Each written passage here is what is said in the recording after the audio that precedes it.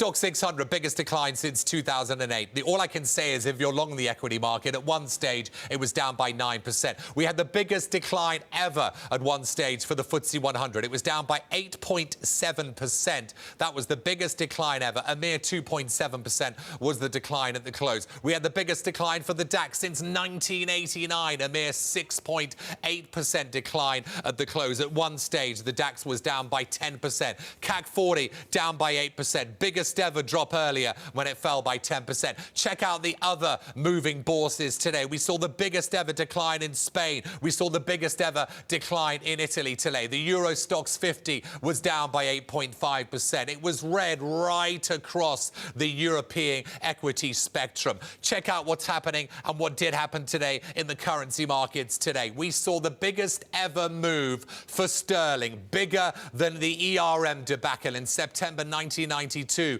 when the pound fell by 4%. Today, sterling fell by 8% against the dollar. At one stage, it was 11% lower, a mere 8% down at the close. The euro also at one stage sinking, rising the most ever against the pound as well. Money moving into core fixed income markets, money moving out of periphery fixed income markets. The yield on the UK 10-year, record low. The German 10-year, record low as well. And I just want to finish with a couple of stocks that are moving today. These are the UK-centric stocks. I can't show you, but I can tell you. The home builders, Taylor Wimpey, Persimmon, Barratt Development, Barclay, all down by 10%.